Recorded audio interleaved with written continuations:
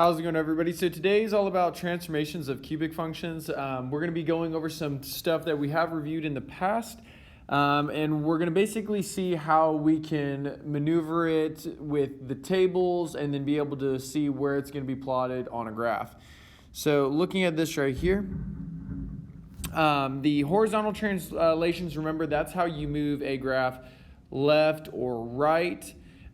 So for instance, if you were doing like your little f of x notation, that would look something like this right here. You would have f of x minus h or an f of x plus h, okay? Now, in terms of, what is it actually saying? This is telling you to go to the right. This is going to the left. If you wanted to see it in terms of an example within an equation, it would look something like this, where you would have your x maybe minus 5 and then cubed. And so that would tell you you're going to the right 5 units. Then you would have like a g of x, maybe the other, right, x plus 5. This would tell you that you're going to be going to the left 5 units, okay? So that right there is horizontal. Vertical, that's going to be, let me switch up colors. If I have something moving up and down, here's the f of x notation for that. So you have f of x minus k or an f of x plus k. So this right here is all about location. We're no longer inside the parentheses, which is the biggest indicator. Now, if you have minus, that means you're going to be going down. If you have a plus, that means you're going to be going up. So an actual example in a cubic function would be something like g of x, and then you'd have is equal to x cubed minus 4. So that would be saying you're going down 4 units. And say you have a g of x is equal to x cubed plus 1. This would tell you you're going up 1 unit. Now, beyond those types of translations where it's a very rigid up, down, left, right, you're now going to be looking at reflections. Reflections are when you flip over the x and y axis, okay? Now, there's actually going to be some pretty noticeable changes with the cubic function. When we worked with absolute values as well as quadratics in the past, when you flipped it over the y-axis, there was no change because the idea is that they were symmetrical about, the x equals whatever the number was. So the idea behind that is the cubic function doesn't necessarily have that across, an x equals a number, so you'll see the change. In terms of notation, though, we're going to have and I'll switch it back to blue, f of minus x. So basically it's all about the negative. So wherever the negative is located, that's going to be the indicator. So since it's on the inside, that's going to be across your y-axis. If you notice the negatives on the outside, it's going to be across the x-axis. So looking at it in terms of an actual example, it could be something like this. G of x is equal to a negative x and then cubed. And then you have it this way where it's not inside the parentheses, but rather outside. So just something to be aware of there. Location, location. Now the vertical stretch and compression, okay? There's also horizontal as well. We'll talk about that in just a second. But vertical, starting off with that, we have ourselves a notation for stretching. So if we have a 2 times f of x, that's a stretch. If it becomes a fraction, like a 1/2, that's a compression, okay? So an example of that would be something like a 2x cubed or versus a 1/2 x cubed, okay? And continuing it on for now the horizontal, and I'll write that in real quick, horizontal. That would basically mean that multiplier is going to migrate towards the inside. So you'd have f of 2x. That's actually going to be a compression because it's always the opposite. And then an f of 1/2 now is a stretch. So the way it would look is you would have maybe a x and then we'll multiply him by 2 cubed. This right here represents the compression, and it's a compression of 1/2. Be aware of that because it flips. And then if you had a 1/2 x and then cubed, this would be a stretch of 2.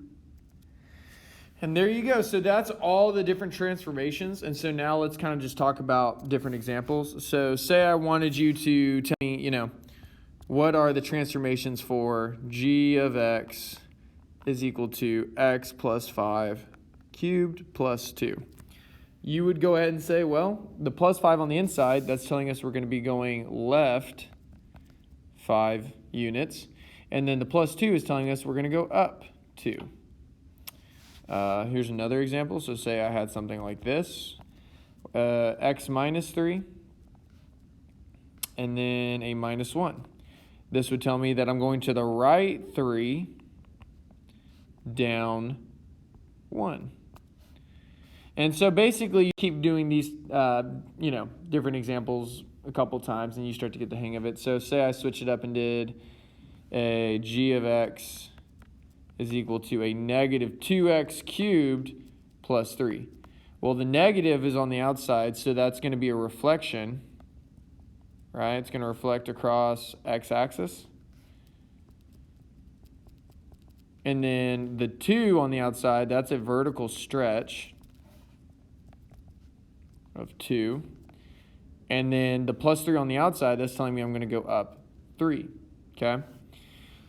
Now, say we switched things up a little bit and did a negative 3x and then cube plus 3. Then this right here would be a reflection across the y-axis. And this would be a horizontal compression of 1/3. And then you would go ahead and say you went up 3, okay? So this is very similar to what we've done in the past, okay? So nothing really has changed. The only thing that's changed is the parent function in which we're modifying. Now, something we do need to talk about is tables. The table that you're going to be using for the parent function, y equals x cubed on your assignments, is going to be this guy right here.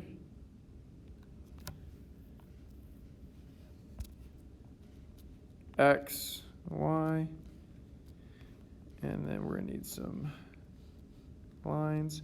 You'll have 0, 0, and then you'll go -1, -2, 1, and 2. And then the idea is that -2 cubed is -8, -1 cubed is -1, 0 cubed is 0, 1 cubed is 1, 2 cubed is 8, positive 8. So this is what you'll always start off with. Now this is going to come in handy when we start to do things like, I want you to now apply the transformations of f of x is equal to -2 x minus 3 cubed plus 4. Now the idea is that you would then create 2 new tables, okay? And remember, the first table is always going to be multiply and divide, and then the next one is add and subtract. Okay, so just be aware of that. And then hopefully your tables look so much better than mine, because mine are kind of janky, but they work. XY, XY, and then I think I need one more. I think I can squeeze it in. Oh, forgive me guys, I know that doesn't look great. All right, so we have ourselves the -2 to deal with first. Now, just as a reiteration, everything on the outside goes to the y. Okay, so y. Everything on the inside, that goes to x. Okay, so anything inside the parentheses goes to your x's. Anything on the outside goes to the y's.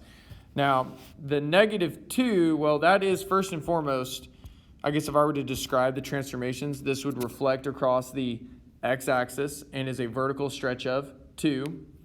That's going to be applied to the y's, so I have my, and I guess I can put it in red, -2. Now, the next part for the y is the +4. Well, that's telling me I'm going up 4, so I'm going to go up 4, and add 4 to the y's. Now the minus 3, this is the one that everyone has to be careful of. Remember, the x's lie to you, and so you have to flip the sign. So it says x minus 3, but it is actually plus 3, and so we're going to be adding that to our x's right here. So the way this is going to work is you will go ahead and systematically apply these transformations to the numbers in the parent function. So we don't have anything happening or multiplying to the x's currently. So we're going to write the numbers in as we see them. So I just have, negative 2, negative 1, 0, 1, and 2. However, there is something happening to the y's. I'm multiplying them by negative 2. So a negative 8 times a 2, which is going to be 16. Then we have negative 1 times negative 2. That's a positive 2. Then 0. Then it flips, and then you have negative 2, negative 16. Now, we're going to add 3 to all my x's. So what I have is negative 2 plus 3, that's going to give me a 1. A negative 1 plus 3, that's going to give me a 2. Oh, apologize. Let me move that back. 2. And then we have 0 plus 3, that's 3. 1 plus 3, that's 4. 2 plus 3, that's 5. Now, same for the y's. And we have our 16 plus 4, that's our 20. Then we have our 2 plus 4, that's 6. 0 plus 4 is 4. Negative 2 plus 4 is 2. Negative 16 plus 4 is negative 12. And so this right here, ladies and gentlemen, is going to be the graph that you would plot to figure out, where everything's at. And so for this one right here, we used to say that this middle part was going to be the vertex. However, please understand that there isn't the vertex for a cubic function, okay? That was only for the absolute value as well as a quadratic, okay? So that right there is how you would apply them to a cubic. Now, maybe one example isn't the best. Maybe we should do another. So let's try. So we have a f of x is equal to negative 1/2 x plus 1, and then cube minus 3. Have a little bit more going on. So we have our parent function table, our multiplication table, and then finally the addition table. And like I said, I do hope your graphs or tables are a little bit better than this. So I need some lines.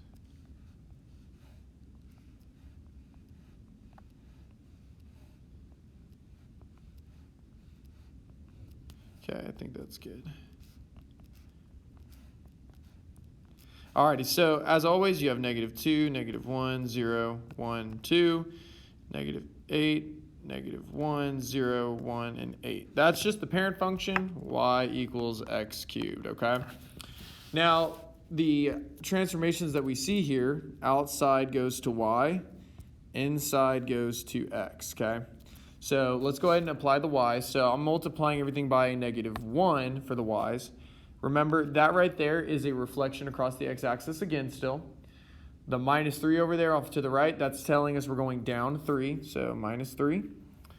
Now, the stuff on the inside, the 1/2, that's a horizontal. It's not vertical, it's horizontal because he's inside the parentheses. That's indicating to me that this is a horizontal stretch of 2. So I'm going to multiply it by 2, not of a half, but of 2. Now, the x plus 1, we need to think opposite. That's minus 1, so we apply minus 1 here. So let's do the transformations as we see them. Negative 2 times 2, that's going to be a negative 4. Negative 1 times 2 is a negative 2. Then 0, then 2, then 4. Now let's apply the reflection, that negative 1. Negative 8 times negative 1, 8. Then we have 1, 0, negative 1, negative 8. Now, on the far right side, we're officially going to be subtracting in, I was going to say adding, but we're just subtracting. So then we have a negative 4 minus 1, that's negative 5. Negative 2 minus 1 is a negative 3. Then a negative 1, then a 1, then a 3.